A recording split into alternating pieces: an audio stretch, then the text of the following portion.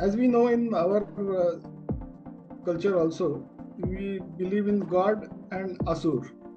So Deva stands for everything that is auspicious and good, Mangal. So that is the side of Devas. And Asuras stand for everything that is destructive, evil, and things like that. Similarly, in Christian theology, because left has evolved in the West, and their roots are obviously in Christian theology. So Christian theology also believes in two parts. One is God, and the other is Satan, and they also represent what Devas and Asuras represent in our culture. And you'll be surprised, and I'm sure many viewers will also be surprised that many leftist ideologues, including their Bhishma Pitama, Karl Marx, everybody has openly said that we are Satanists. I mean, it's not something that I am claiming that they are Satanists. The leftist thinkers and ideologues have very, very openly said, very proudly said that we are Satanists. Satanism and hatefulness are the essential foundations of left. And that is why, I mean, when I tell people that their object is to destroy the entire human civilization, people feel that ये थोड़ा ज़्यादा बात कर रहा है. मतलब how can somebody have a objective of destruction? But that you can understand and grasp only when you understand what is the psyche of the left. Because it's all about perversion, it's all about hatefulness, it's all about bizarre attraction for violence. These are the things which define leftist ideology. So this is the core, and all other things that we talk about like equality and all that, they are only the layers outside to cover up this core. This will be not a revolution coming from the barrel of a gun, but we will infiltrate their institutions, the institutions that give strength to the Western culture. We will infiltrate those institutions, and then we will subvert them from inside like termites. So that is how the name of my book comes, Termites, because that was their plan, that they will subvert one institution after the other from inside and bring it to the brink of collapse.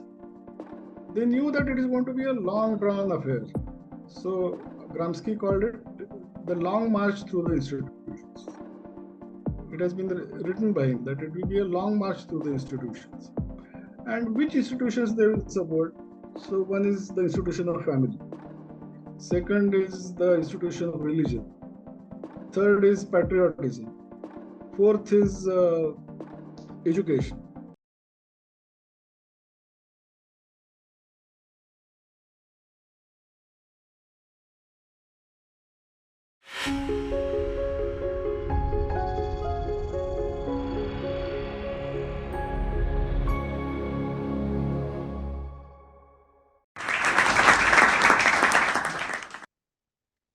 Namaste to all the viewers. I am Ojasvi Mishra and I welcome you to another episode of Indic Talks organized by Center for Indic Studies. And today we have a renowned brand consultant and author, Abhijit Jogji, who is passionate about India's history, culture, and heritage. He operates a popular social media page called Heritage First to discuss a book by the name of Termites. One may wonder who the book refers to as termites, and I'll let the author Abhijit Jogji tell the audience himself. So I request you to take over and tell us what the book is about and who are these termites. Namaste, Ojasvi. Pleasure talking to you and to your audience. Uh, Termites, the sub-caption of the subline of the book is how the left is destroying the world through subversion.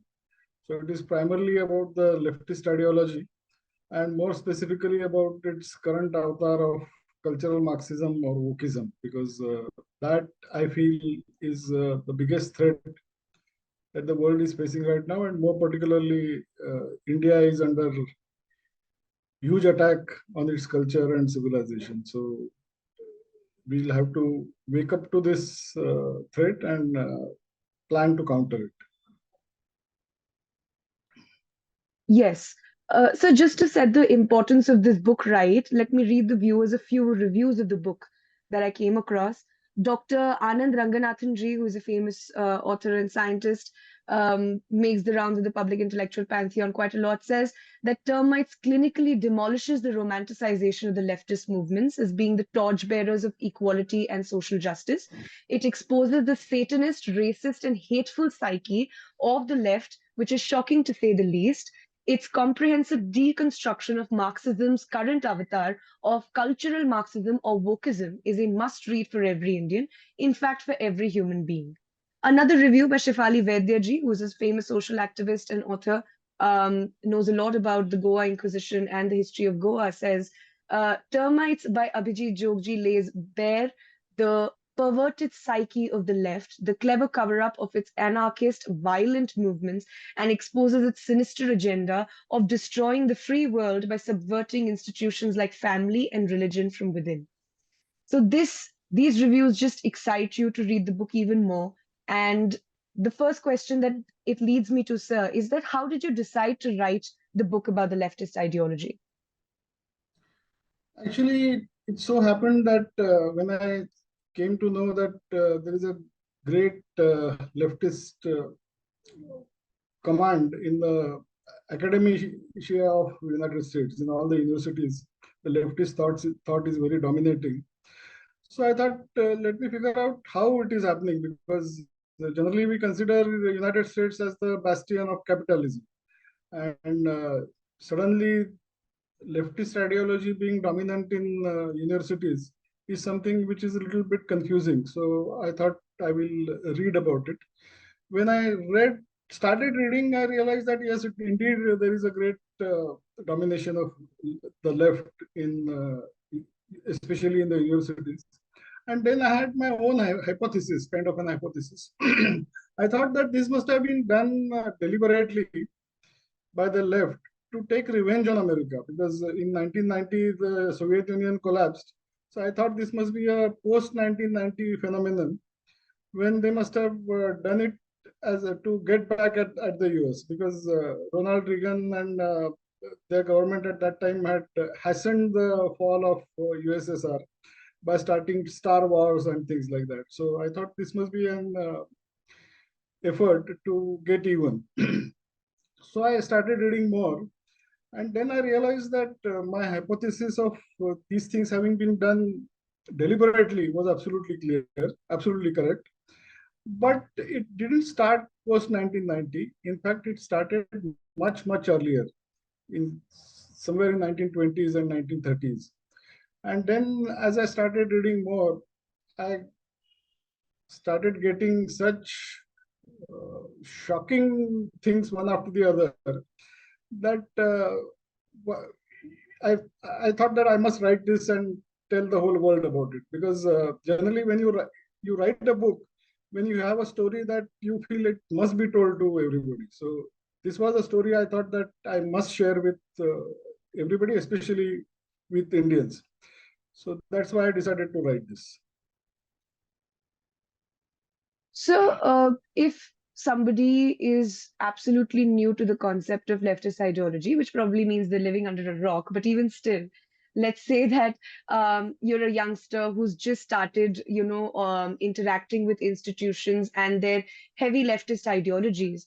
How would you summarize the essence of the leftist ideology for them? Actually, leftist ideology has got many layers. Like you have social justice, equality, uh, rationalism. But when you peel off all these layers, at the very core of leftist ideology is a thought which says that divide the society into different groups, brand them as oppressors and oppressed, inflame continuous conflict among these groups. That conflict must lead to anarchy, and anarchy must lead to destruction. This is the core. I mean, conflict, anarchy, destruction. And their idea is that they will destroy the existing human civilization, which has been built over thousands of years. And on a clean slate, they will create a new man and a new society. But unfortunately, they have never displayed any ability of creating anything new. Whenever they got an opportunity, they in fact forget creating the new man, but they brought man to the level of animals whenever they got an opportunity like USSR and other places. So one has to be very careful that one has to understand that this is all about anarchy, conflict, anarchy, and destruction. And their promise of creating a new man and a new society and a new world is only a hogwash. So that, in essence, is what left is all about. So the question comes to my mind that there's a certain paradox that people may face as they're reading more and more history, because I think in the mainstream media now the celebration of radical freedom fighters like Veer Savarkar, Netaji, Shahid Bhagat Singh ji has increased. But if you really look at their background, there's a very heavy socialist background that Shahid Bhagat Singh ji had. There was also broad strokes of socialism that Veer Savarkar ji agreed with, and then there was also socialism that Netaji subscribed to. However, if you look at the countries that have always told that communism is the way to be, they've always said that communism is the prerequisite to reach socialism. And then suddenly they establish dictatorship to say that to reach communism, we first need to be a dictatorship. So how exactly are we going to, understand the layers which, like you said, are in this? Because these are celebrated freedom fighters, but then at the same time, communism is not the way to go for India. So how exactly do we navigate that? Actually, uh, Subhash Babu was definitely about leftists. Veer Savarkar also had a lot of attraction for the leftist thought. The reason behind that is Bhagat Singh again was very much impressed by the left. The reason behind that is basically left always comes with very attractive masks. So they hide their real identity behind the masks. So they talk about equality, they talk about social justice, they talk about feminism, they talk of all sorts of things. And any intelligent person generally gets attracted by these masks. And the time when Subhash Babu and Veer Savarkar and Bhagat Singh lived, they had seen only the masks. They didn't see what actually left delivers when they get a chance. So I'm sure if they had seen this, they would have stayed miles away from the leftist ideology. Because Subhash Babu, Veer Savarkar, and Bhagat Singh, their biggest driving passion and force was nationalism. And left is completely anti-nationalism because they believe that the borders of states should dissolve, the whole world should become one, the oppressed of the world should come together, and finally the entire world should be ruled by the left. So fundamentally, it's a totalitarian ideology. And to achieve their totalitarian ambitions, they have created this entire facade of righteousness behind which they hide their true self, which is extremely violent, hateful, and satanic, as I have written in my book. So this is the entire picture. Unfortunately, the time in which these great people lived, they had seen only the masks of the left or communism, and that was a time when it was rising, and the whole world was actually infatuated by by the left ideology. They thought that is something great because nobody can challenge that equality. I mean, there should be equality. It's a great idea. Nobody can deny that. But what lies behind this facade of equality is something. Once you understand that, then you will definitely never get attracted to this violent ideology, hateful ideology. Yeah, I think leftist ideologies were very attractive at that time because we were not in a state, we were invaded and we were colonized, we were slaves. But I don't think they have much to say about how self-governance would work, which is Actually, probably, sorry to interrupt you, but you are very correct that that time we had seen the worst of capitalism and imperialism. yes. but we had seen only the best intelligent people were all attracted to the left because whatever worst capitalism or imperialism had to offer, we had already seen that. So the world was on the lookout for some new alternative, and they thought that left would be a great alternative. But now we know that it is even worse. So you have analyzed the leftist psyche over the years and during the course of writing this book. So how is the leftist ideology Satanist? How is it racist? And how is it hateful? Yeah. As we know in our culture also, we believe in God and Asur. So Deva stands for everything that is auspicious and good, Mangal. So that is the side of Devas. And Asuras stand for everything that is destructive, evil, and things like that. Similarly, in Christian theology, because left has evolved in the West, and their roots are obviously in Christian theology. So Christian theology also believes in two parts. One is God and the other is Saturn. And they also represent what Devas and Asuras represent in our culture. And you'll be surprised, and I'm sure many viewers will also be surprised that many leftist ideologues, including their Bhishma Pitama, Karl Marx, everybody has openly said that we are Satanists. I mean, it's not something that I am claiming that they are Satanists. The leftist thinkers and ideologues have very, very openly said, very proudly said that we are Satanists. And their attraction for hate, again, is so well documented. I mean, right from Lenin, Stalin, everybody has gone on record saying that hate is necessary and hate is important. Lenin has said that hate is very, very important constituent of communist ideology. He says that even children should be taught to hate their parents if the parents are not communists. He is on the record saying that. I mean, this is not something that it's not something which I have invented. It's very much written by them. Mao had said that when I was 8 years old, there was a Confucianist temple in our village. And all I wanted right from the bottom of my heart was to destroy it from its foundation. So can you imagine an 8-year-old child having so much hate in his mind? So that is the hallmark of the left, that people who have that kind of hateful attitude and mind, they only get attracted to leftist ideology. So these are just a couple of examples I have given. If you read my book, you will find umpteen examples of how hate is integral to leftist ideology. So Satanism and hatefulness are the essential foundations of left.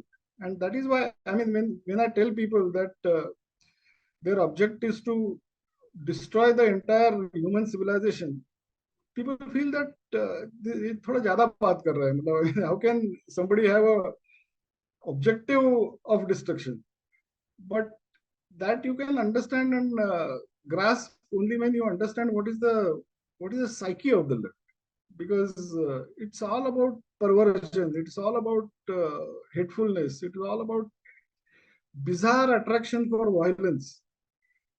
These are the things which define leftist ideology. So this is the core, and all other things that we talk about like equality and all that, they are only the layers outside to cover up this core. So just to attract people towards their ideology, because their fundamental objective is totalitarianism. They know that if they reveal their core, which is hateful and satanist and violent, then definitely nobody is going to get attracted. So to attract more and more people, they come up with this facade of virtue signaling ideas, I call. So this is the entire mix of leftism. So to cut a long story short, they're basically ones who display Asur Pravritti at all times. Absolutely. You said that.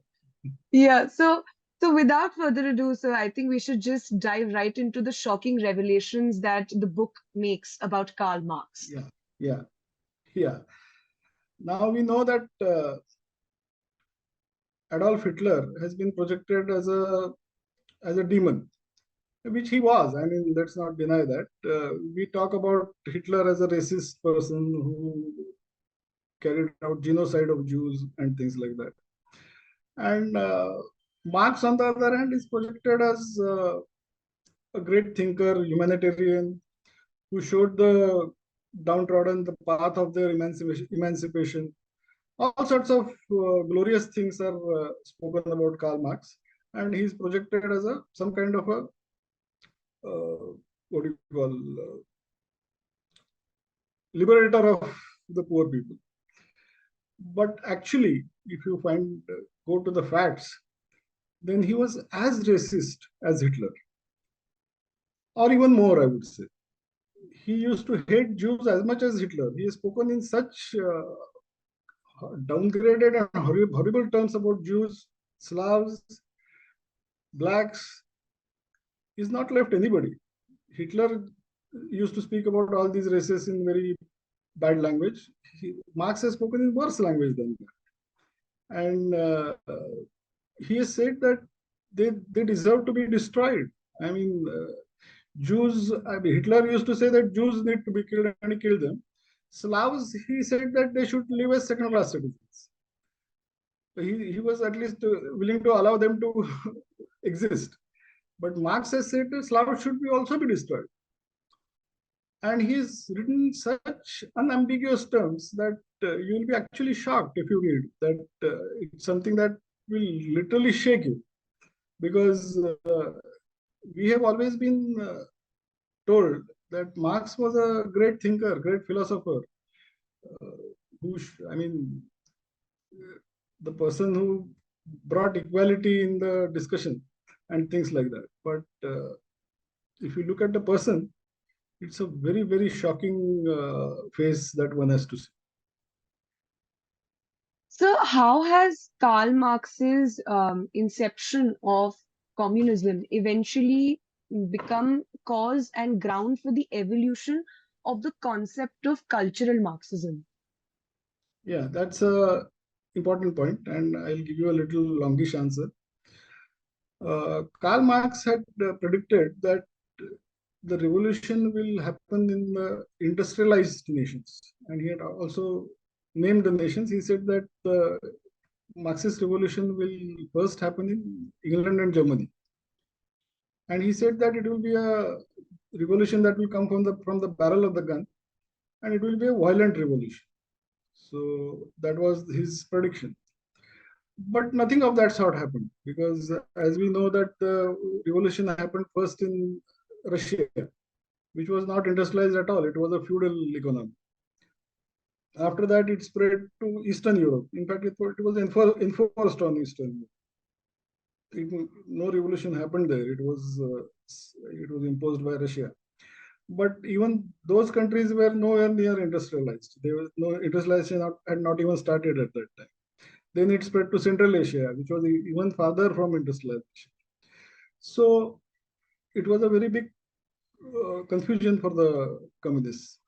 Secondly, he had said that the borders of different nations will collapse and workers of the entire world will unite. And so that was his call, that workers of the world should unite. But again, nothing of that sort happened. In fact, in the First World War and the Second World War, the workers of Germany and Britain both fought for their country. They laid their lives for their countries. So it was a very big confusing kind of happenings for the Marxists, that whatever Marx has told them, nothing of that sort is happening, and why it is not happening. So they started analyzing that why the workers and the poor people and the downtrodden of the West are not willing to embrace communist revolution.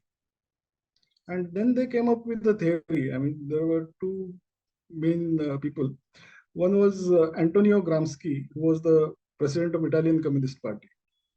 And there was a group of professors in Frankfurt. They're called as the Frankfurt School.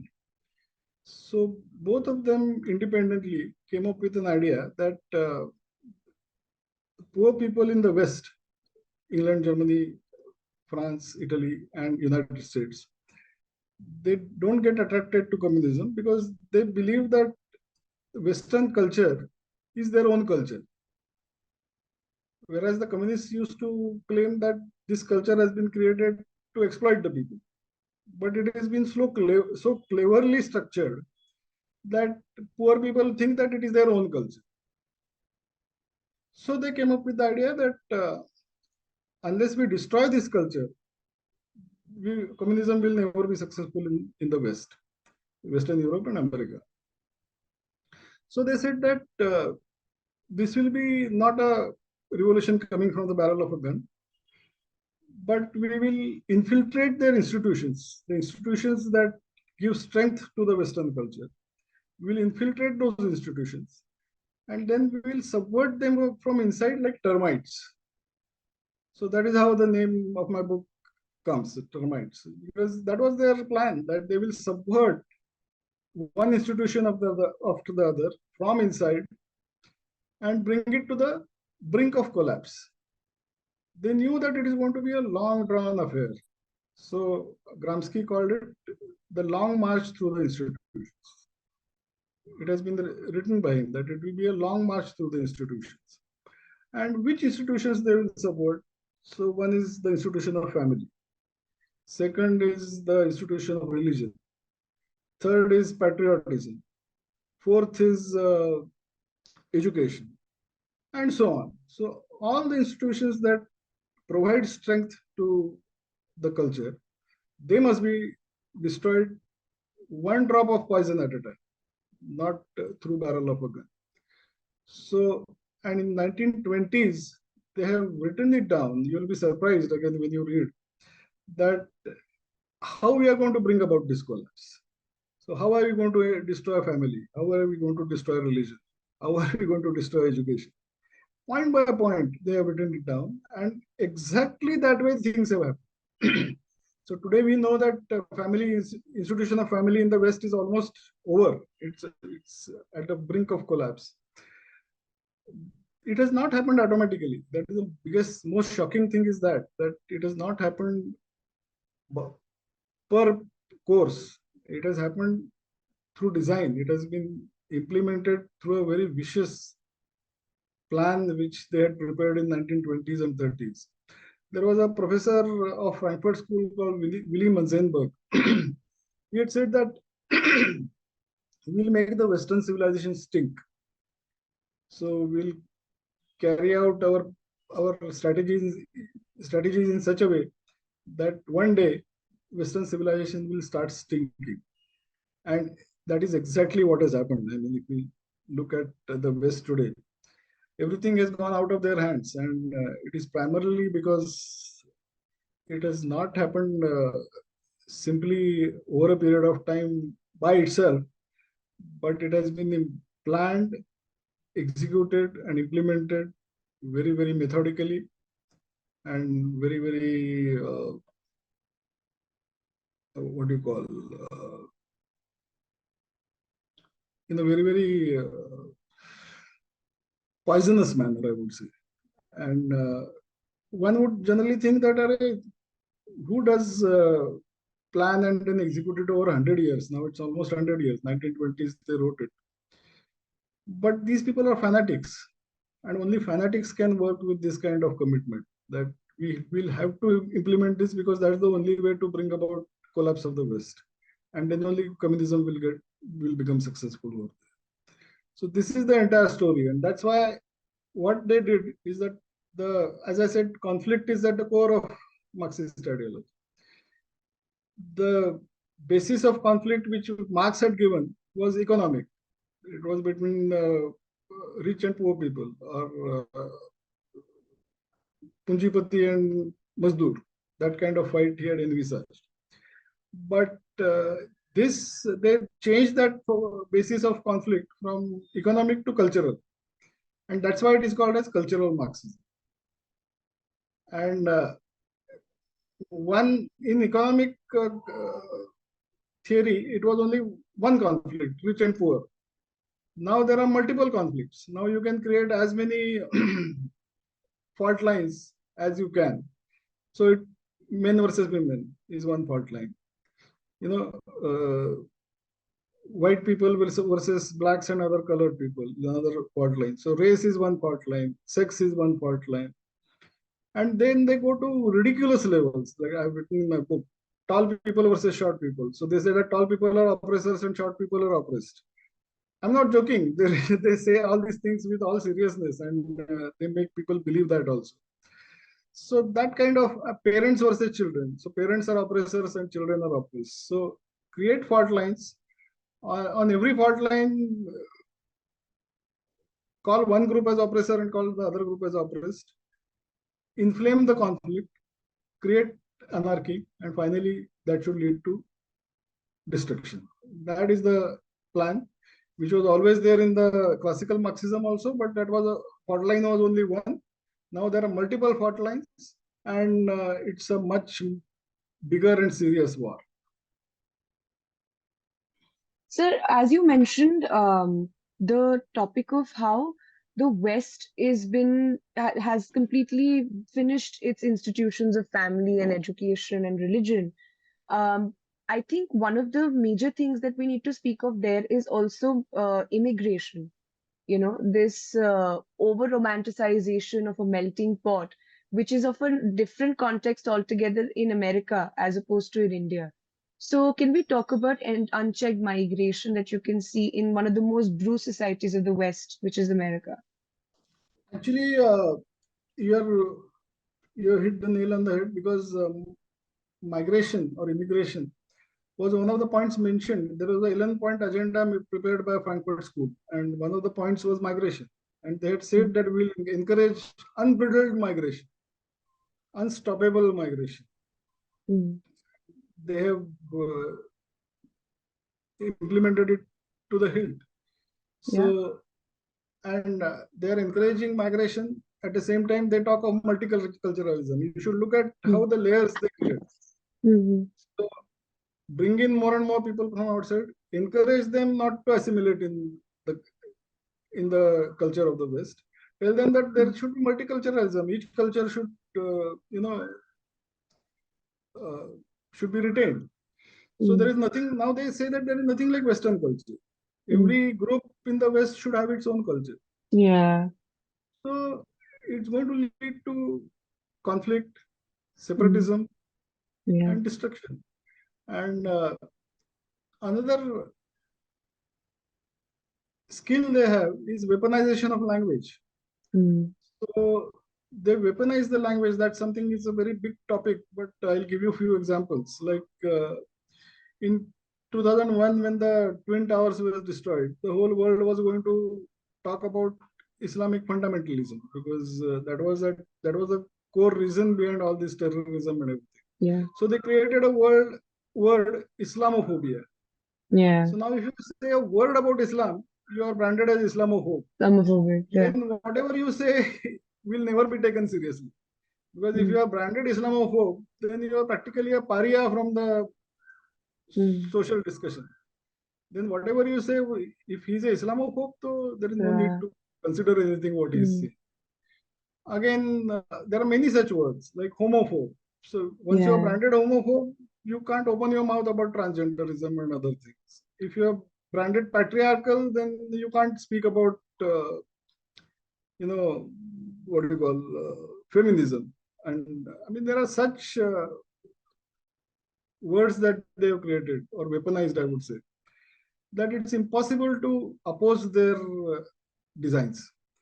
So that's why migration again is one such thing that, I mean, what we can see, people in Europe can't see, we can't believe that. I'm sure they know that their civilization is being destroyed because of this unbridled migration. But just out of the fear of being called Islamophobe, they don't take active measures against it. So now it has gone to such a level that Europe is now finally turning to the right-wing parties. who have the courage to say that this is not done. I mean, you can't come in my country and then say that Western civilization is bad and demand Sharia law and everything. But it continued for so long because of the leftist cleverness of weaponizing the language.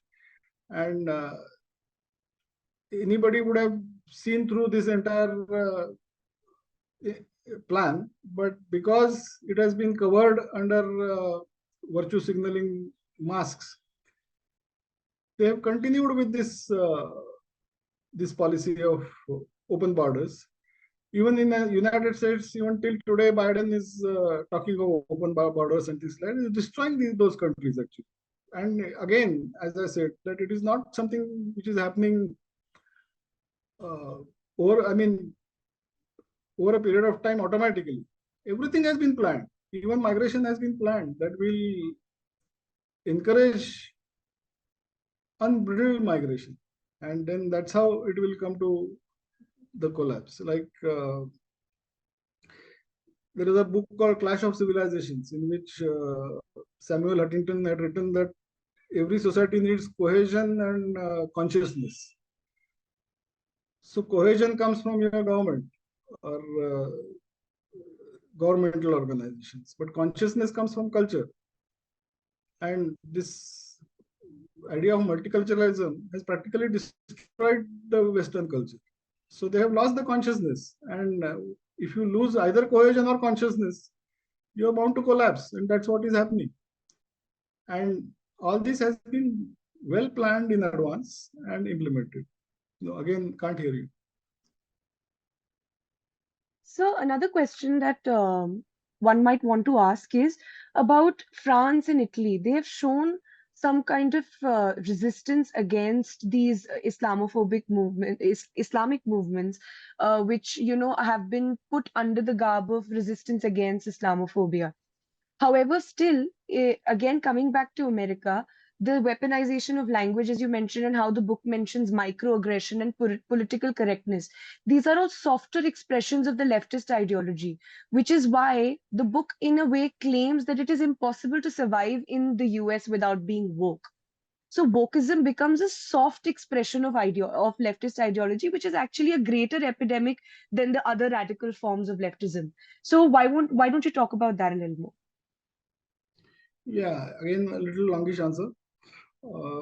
They say that, as I told you, on every fault line, they create groups which are branded as oppressors and oppressed.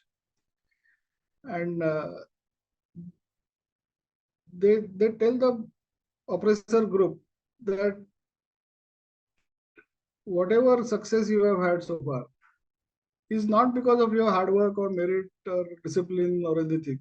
It's only because of the privilege that you have. So white privilege, or in India they will call it Brahminical privilege. So all the you get success only if you have privilege, is their definition.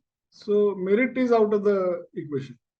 Hard work is out of the equation. Discipline is out of the equation. Ambition is out of the equation. And to the oppressed group, they will say that whatever you do, you will never be successful because you are oppressed. So all around us, we see people who fight the adverse in society keeps happening. It is indoctrinated in their minds that you can never be successful. So it is not for you to earn success, but it is for the society or government to give you equality, or now they call it equity. So equality is equality is equal opportunity. Equity is equal outcome. So they are saying that outcome must be equal now, and for which people need not do anything. So that is what they are preaching now.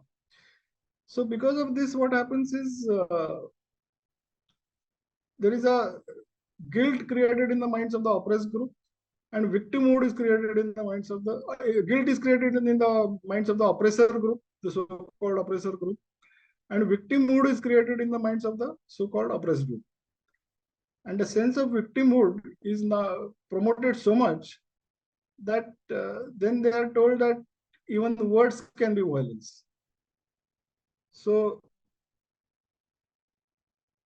political correctness comes out of that. You should speak only that which is politically correct. Even if you utter one word which is not politically correct, then you are cancelled. So that is cancel culture. So all this is weaponization of language. And this is, then they call it as a microaggression. That because now by law there is no discrimination in most of the democratic countries. That in fact there is positive action to bring the oppressed group up. But they say that no, in spite of that, there is still oppression, because even a cursory glance or one word which you utter, that can also be taken as insult and oppression. So this is called as a what do you call microaggression. And for microaggression, they are saying that people should have safe spaces.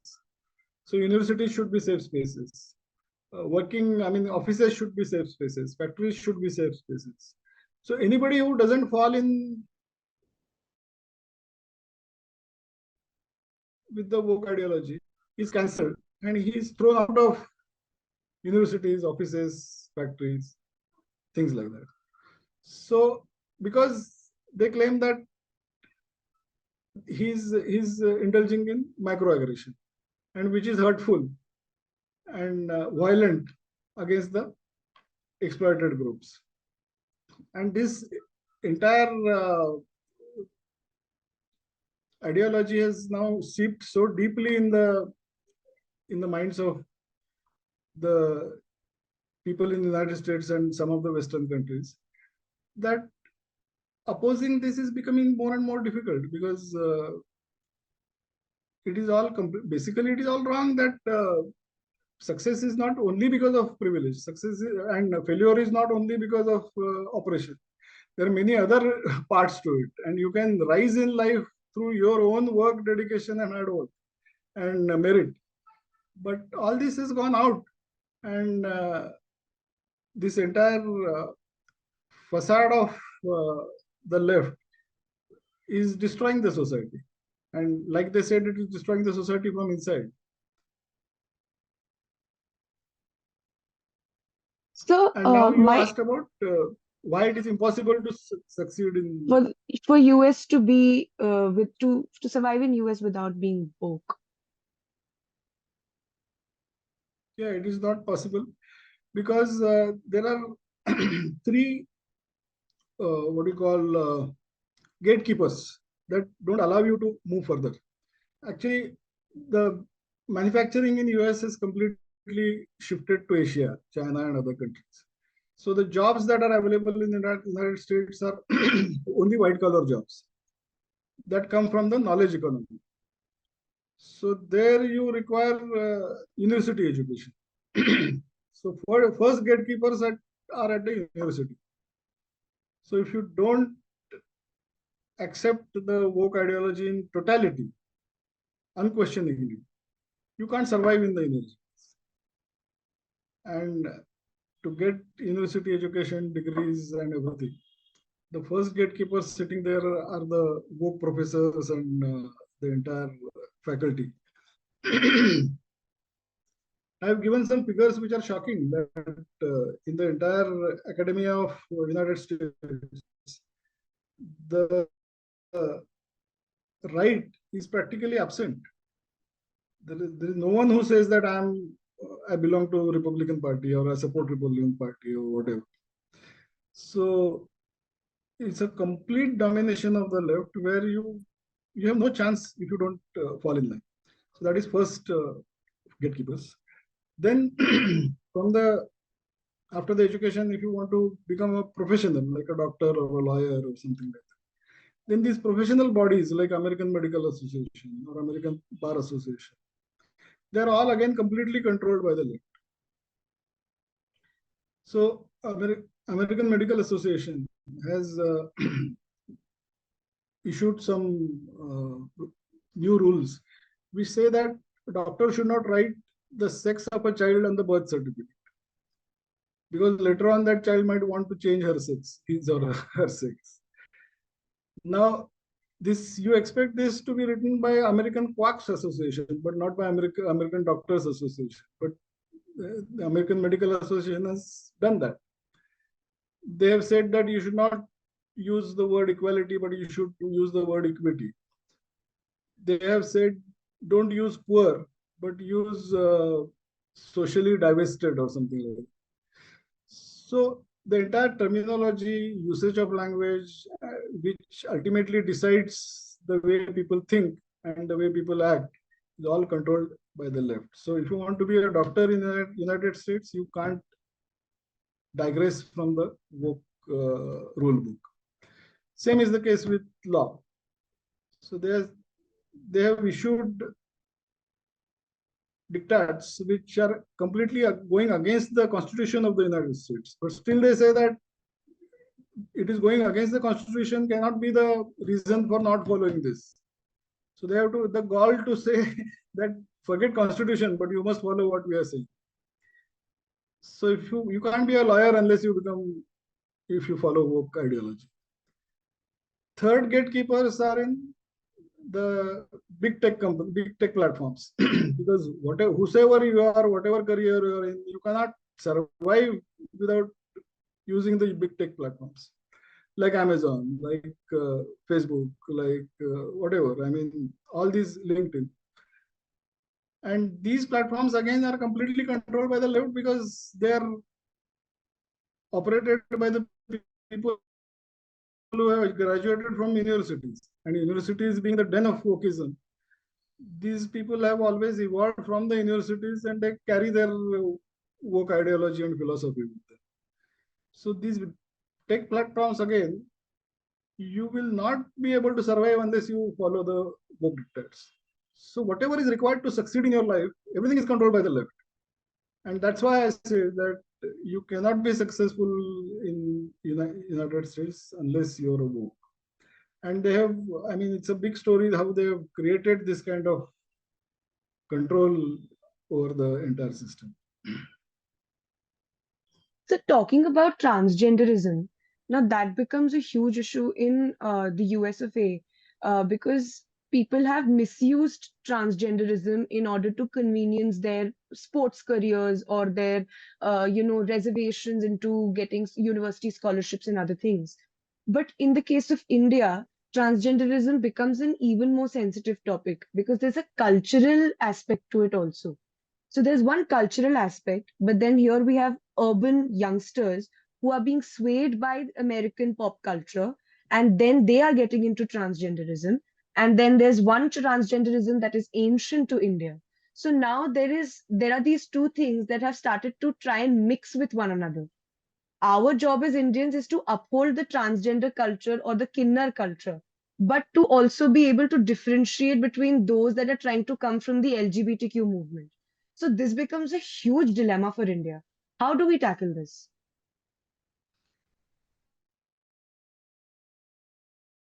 It's a very, very important question. And to tackle this, first we have to understand what is the difference and where does it come from. So we all know that male and female are two distinct biological realities because that is the rule of nature.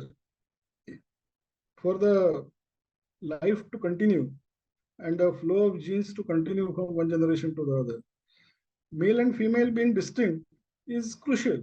Without that, the civilization itself will stop. The human race itself will stop. And that is the idea of the left, as I told you initially. So they are using transgenderism to fulfill their dream of destroying human civilization. I'll tell you how. So male and female being distinct is a rule of nature. But there are very, very rare cases when a person born as a man has feminine tendencies, or a person born as a woman has got masculine tendencies. But that is an exception. Whereas left is now saying that no, this is a rule. Because they are saying that there is male and female are not distinct biological entities, but gender is a social construct. So they are saying that the gender is given to you by the society. It is given to you. You are not born with a gender, but gender is given to you. So they're saying that sex, biological sex, and gender are two different things. Whereas we know that there are different things only in exceptional cases, which are 0.02%. But these people are now doing active salesmanship of transgenderism. So they say that a child comes to know whether he's comfortable in the gender. First of all, they say that the gender is given to a newborn baby by his parents and the doctors. So there is no gender is not an objective reality.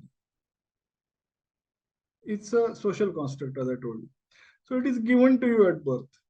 The moment you say that it is given to you at birth, then you should be free to refuse it. And then they say that when the child comes to know whether the gender given to him is the one that he or she wants or not, that realization comes around age of 3. So they start teaching this gender ideology and gender theory in the preschool itself. And then they go on telling the children that you can change your gender if you wish. And the sex change operations, where the hormonal treatment is given and the surgery is performed to change your organs, that can be done by children aged 12 in many states of the United States. And for that, permission of the parents is not required. If parents interfere, then they can, and legal action can be taken against them. There are no counselors, psychological counselors or medical counselors who are willing to counsel the child. Because if you counsel the child, then there are people move the court against these people, saying that you are obstructing their transgender rights. You're pressurizing them. So nobody wants to take that risk. So at the age of 3, you are told that you can change your sex. Then at the age of 12, you are allowed to actually undergo the surgery. Your parents are stopped from interfering or even counseling you. In schools, they invite transgenders, men who think that they are women. It's all about thinking. Please understand this, that it's not about any reality. Whether you really feel, whether your feeling is genuine or not, is also not even checked. The moment you say that I feel like I'm a woman, everybody must accept it. Everybody must accept it. Again, it's fluid. One day I can say that I feel like a man. Tomorrow I can say that I feel like a woman. So it's a fluid gender concept. And again, that also must be accepted. So the men who feel that they're women, they are invited to the schools. They come with short skirts and big breasts stuffed inside their shirts and things like that, and very heavy makeup and all. And then they tell stories to the children. They're called as drag queens. So many people are saying that this is actually marketing or salesmanship of transgenderism. Again, there are more shocking things, that if a person feels that he's a girl or a woman, then the female washrooms must be allowed. That person should be allowed to use women's washrooms. That person must be allowed to participate in women's sports. So the area of women's sports that women have so judiciously created over last 100 years is collapsing, because men competing, there is physical difference that you cannot deny. Then there was a big case in the UK where a serial rapist declared himself to be trans, and he said that now I'm a woman and I must be kept along with the female prisoners in the female prison ward, and it had to be accepted. So it has gone to that level. If you go one step beyond, there's something called queer, LGBTQ. So queers are the ones who don't feel that they're men or women, but they feel that they're cats or dogs, and even that has to be accepted. So there was a girl in Australia who said that I'm a cat, and she started walking on all fours, and she punched a hole in her skirt for her tail to come out. I'm sure many of you must have seen the video of some 25, 30 girls and boys in Germany barking as dogs, saying that we are dogs and these are our queer rights and you must accept that we are dogs. So as I told you, Willy Munzenberg, who had said that we'll make the Western civilization stink. This is actually what is happening. That this queer movement or transgender movement is nothing but so they have brought Western civilization to the level of stink. And this is something that why all this is being done, as I told you, it is being done to destroy the institution of family. They have written it down, as I said initially, that in 1920s, 30s, that will promote transgenderism, will promote sexual revolution, will promote perverted feminism. Everything they have written down. And exactly that is what it is happening, because now it is a war between parents and children. Children feel that parents are infringing on their transgender rights and they're hiding things from parents. And the school is encouraging them to hide things from parents. So, as I said, that inflame the conflict at every fault line. So, our Kinkar tradition is something which is natural and which out of 1 lakh people, maybe 1 or 2, that kind of percentage is there. Whereas now here, if you see that I've given the figures that something like 4,400% increase in the girls that are declaring themselves to be trans. Again, there is another very shocking thing. I will tell you, if time permits, that why do girls come out and declare themselves to be trans? Because in schools, they teach the kids, 5-year-old, 6-year-old, that while white people have oppressed blacks and all others, so you are the oppressors. Just imagine a 5-year-old girl, 6-year-old girls are more sensitive. And if she is all the time told that you are bad, you are a villain, you are an oppressor, and you have exploited your friends, then that pressure of guilt becomes unbearable. And they can't escape their race. They can't change the color of their skin. So they look for some other oppressed identity. And then the oppressed identity, which is easy to embrace, is transgender, because transgenders are oppressed. And people with normal sexual tendencies are oppressors. They very seriously say that. They call it cisgender. So if you are a cisgender and you're a normal person, now again saying normal is also politically incorrect, but in our country at least we have not yet reached that stage. So cisgender is an oppressor and transgender is oppressed. So these little girls, they stand up and say that I'm declaring myself to be a transgender. And then suddenly she becomes a hero of the class. Then everybody starts saying, oh, how brave, and things like that. And then suddenly that pressure of guilt, which had become unbearable, it is removed and she feels like a hero. When more and more girls start doing this, there is a peer pressure. So more girls think that they should also do this. So that's how it is now increasing so much that if you read the figures, you'll be shocked.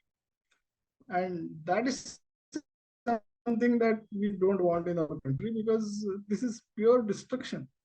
You're destroying the family, you're destroying the society. And as I said, that there is something called as total fertility rate. I mean, how many kids the society is producing? India is now at 2%. Actually, for replacement of people that are dying, you need 2.1%. Europe is something like 1.3% or even lower, many countries. So slowly their societies are shrinking and they're pushing unbridled migration. They're pushing Islamic fundamentalists and Muslims and all sorts of people into Europe. Sooner or later, I think sooner, the European civilization will completely be finished, because total fertility rate is being curtailed by all these things. Now, transgenderism is going to contribute substantially to the reduction of TFR. Many other factors are also contributing, but again, this is going to contribute. This is also going to contribute. This is going to also going to create conflicts in the family. So all put together, this is a war on Western culture, and it is again going to be a war on Indian culture because their next target is India. Any democratic country which is becoming strong and successful is their target. So why they targeted USA? Because that was the strongest democratic and what do you call free country. Now India is emerging, so their focus is now shifted to India to a great deal because USA is more or less a done deal. So to destroy India, they are going to use all these weapons. Weaponization of language, weaponization of history, that is another important factor. They twist your history in such a way that they teach your people to hate your own country. They've done that in America. What they have done is the identity of America is now equated with slavery. And in India, they want to, the identity of India, they want to equate with casteism and patriarchy. And all these things basically. So, and how do they do that? By distorting your history. Do we have time? I can tell you one short thing about. Yes, actually, I was actually coming to that. Let's talk about the attack on India. Yeah. So India, as I said, that they are good. They want to project India purely in terms of casteism. So the institution of caste, which we are trying to get rid of, they are bringing it into the mainstream again and again, repeatedly. So there is something called Equality Labs, which is there in the United States, which is started by many Indians are involved in this, unfortunately. So this Equality Labs does all sorts of surveys and finds out how many people of what caste have been appointed in different companies, how many people of what caste are there in studying in different universities. And they create this consciousness about caste in the minds of people. Now, people who stay in the United States, they are telling us that their 5-year-old kids, they come back from school and ask what caste we are of. I mean, what is our caste? So the word caste, which people had forgotten, is again being pushed into the in the mind space of people. In USA, for discrimination, I mean, if you want to move the court for discrimination, you have to use race laws. So now they are saying that caste should also be accepted as a basis of the legal action. And they got this passed in Seattle, and now they are trying to get it through in California also. And once this is done, they will file more and more successful. Many Fortune 500 companies are headed by Indians. So to destroy the success of India, they are going to introduce caste as a fault, and they are going to clear up the conflict across the caste lines, basically. Yeah, Indians who are successful in America, most of them come from IITs. So now they are saying that IITs are the factories of Brahminical privilege. So they are going to trying to give bad name to IITs. They are trying to give bad name to India itself, and they are using caste as a weapon. And they are saying that India is all about discrimination, caste discrimination. So they filed a case against 2 young Indian engineers in Cisco, which is a big IT company, and they charged them of discriminating against a Dalit boy. And huge publicity was given to this case because media is again controlled by the woke and leftists. After 2 or 3 years, the court dismissed the case and said that no discrimination has been done. In fact, these 2 boys had interviewed that Dalit boy and offered him the job. But purely to create this entire aura of discrimination about India.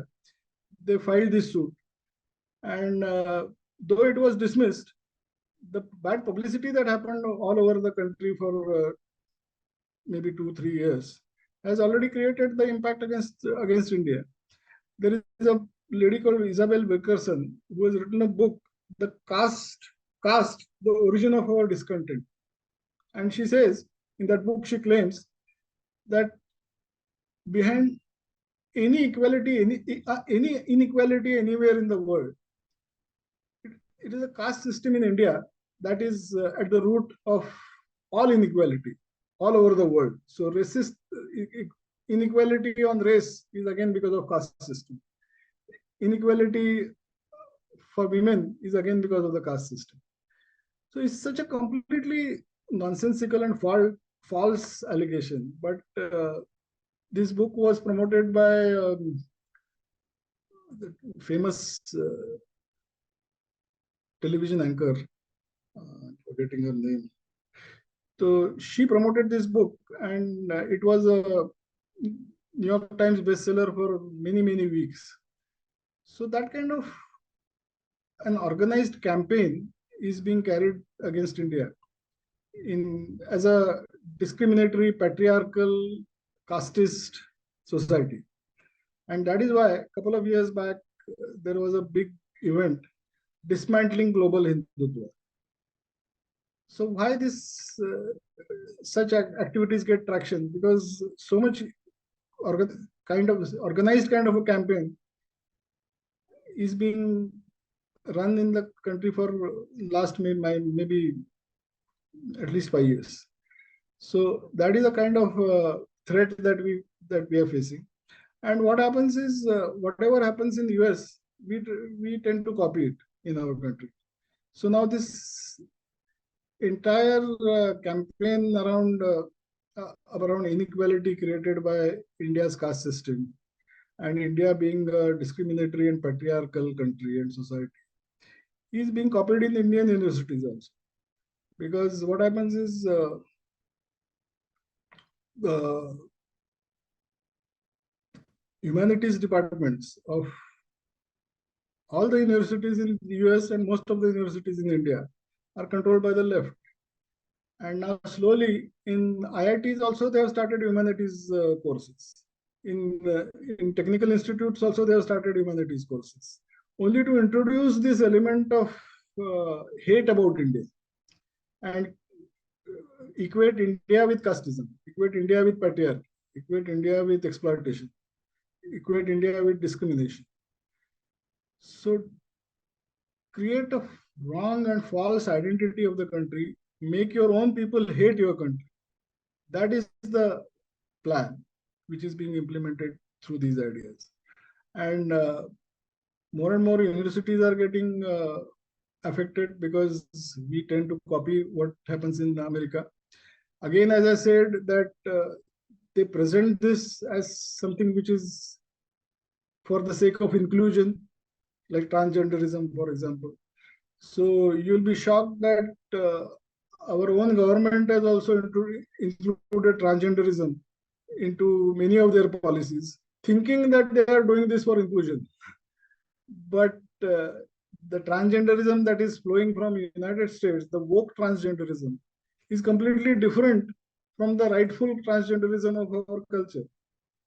So because we are not able to differentiate and we feel that we are doing something good and something inclusive, we are embracing that without understanding, without realizing that the idea behind this is destruction. The idea behind this is the breakup of family.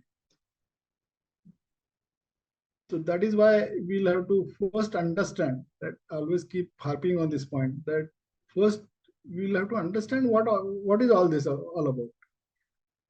I mean, what is wokeism? Whatever they claim, inclusivity, diversity, equity, DEI is the buzzword, diversity, equity, inclusion. So they conduct DEI audits of different companies and try to find out what kind of diversity is there in that company, what kind of equity is there, what kind of inclusion is there. So all these sound very good, and no one feels like opposing this because they feel that what is wrong in this, and in the idea itself there is nothing wrong, but what is the plan behind that idea is something that one has to understand. So actually, in our own culture, in our own civilization, in our own tradition, all these factors are there, and we have to actually, like freedom of thought, for example, is a part of our culture. Eco-sensitivity is a part of our culture. We don't need to learn it from anybody, and we definitely don't need to follow what woke ideology is telling us, because their entire strategy is completely different. So we should embrace the virtuous things, the righteous things from our own tradition, because our tradition is full of those things. We are the mother of democracy. We are the mother of freedom of thought. So why don't we? That is something that we'll have to do. That we'll have to fight wokeism by embracing our own civilization, by embracing our own culture, because it's a cultural war. They're attacking our culture, and culture is our strength. So finally, I think it's going to be Kurukshetra in India against wokeism. Another thing that you can see in India where left expresses itself is the hate against vegetarianism that has started. Because let's say if there is somebody who's a pure vegetarian, or if they're maybe fasting, there is a practice of segregation of a table, a different utensil being used for them, different kinds of foods being used for them, making sure that there is a separate cooking that is done for them entirely. Now, this is being shown as a form of marginalization and a form of, oppression. And this is a misrepresentation of religious vegetarianism that is followed in India by many minorities as well, like Jains and Buddhists. So, how do we attack that? Actually, as I said, that they are always on the lookout for fault lines. That is their whole idea. That wherever there is a possibility of creating a division and fault line and conflict, they want to find it and then inflame it. And this is one fault line that they have discovered, that we can create a conflict between vegetarians and non-vegetarians. There is nothing like oppression, and there is nothing like discrimination in this. Each one is following his own beliefs and own values. So why should you interfere in that? Like, I mean, on one hand, you talk of multiculturalism and say that each culture should exist independently of all other cultures, and all cultures must be preserved and protected. So why do you make an exception in this case? Because they have no love lost for any values or anything that they talk about multiculturalism and any other value. It's only as a facade, as I told you. So for them, what works for them is, like I said, that they clearly state that nothing like objective reality. There is nothing like objective truth. So whatever is convenient for their agenda, they will embrace it. So now this dividing, creating a division and fault line between vegetarian and non-vegetarians and inflaming a conflict is suiting wonderfully for their agenda. So in India, what happens is everything can be mixed and posited with caste factor. So this vegetarianism is also now being equated with Brahminism, because generally Brahmins are the ones who, it's not true actually, but they they propose, I mean, they position it as if Brahmins are the only ones who follow vegetarianism, which is not at all correct.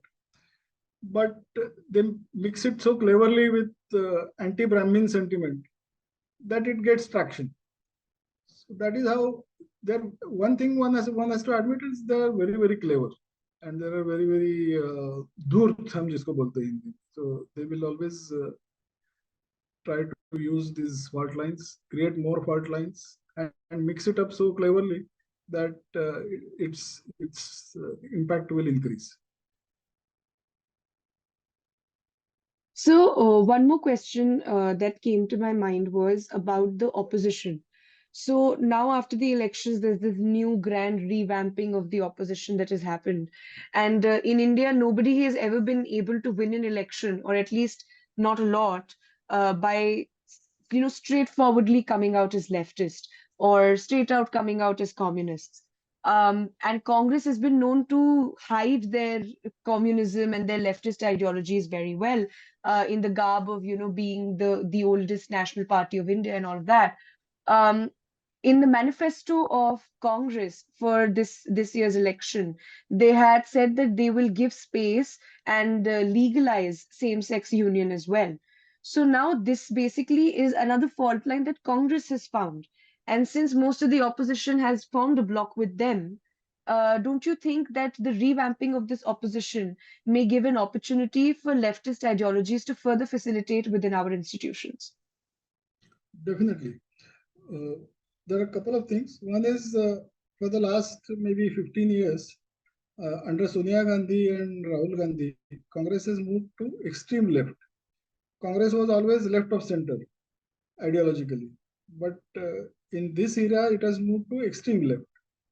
And this cultural Marxism suits them perfectly because the classical Marxism, which was talking about revolution through the barrel of a gun and a violent revolution and a bloody revolution, that was Congress would not never have been able to support it openly because that doesn't go with our Indian psyche, Indian tradition, and the Congress's tradition also of non-violence and all that.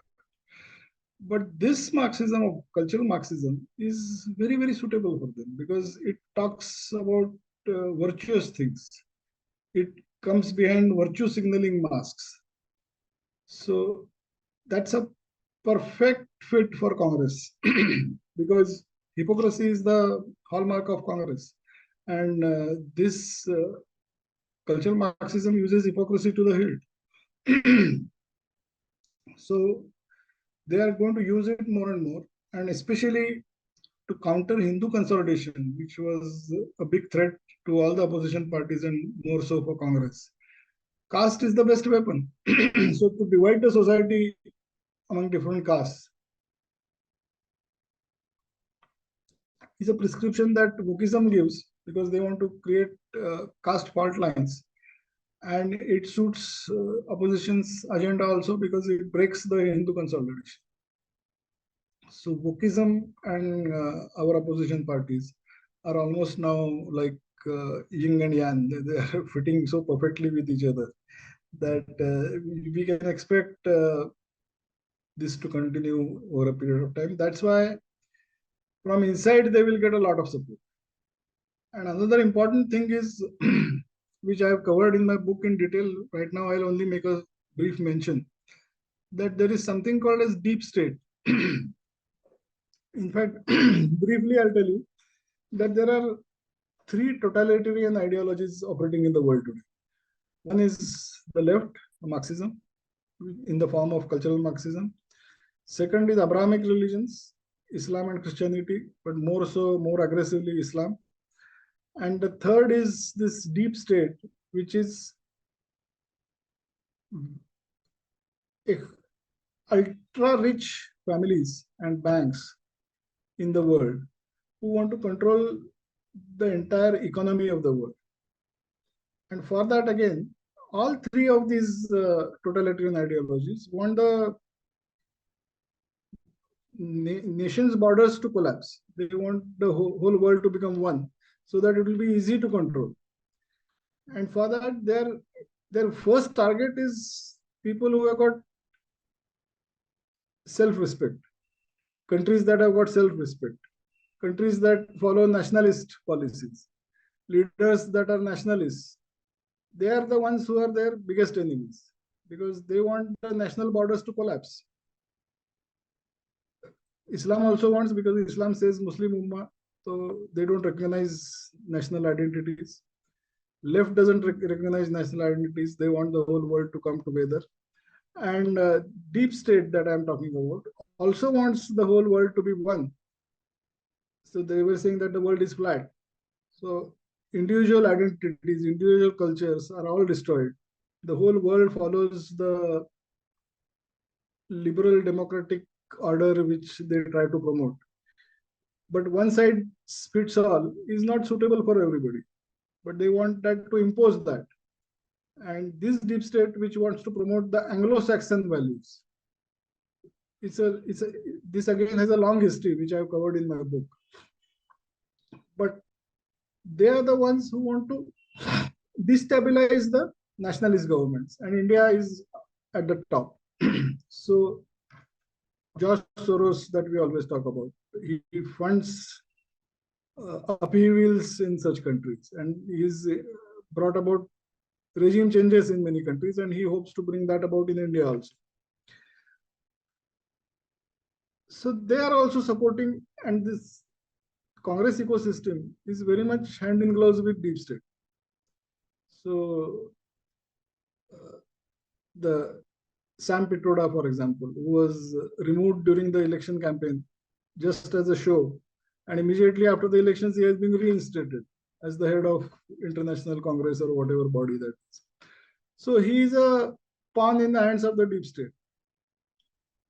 So this entire alliance of Congress, jihadis, and deep state, which is acting against India because their common enemy is India, is getting more and more powerful, because all these individually are powerful entities, and when they come together, they become even more powerful.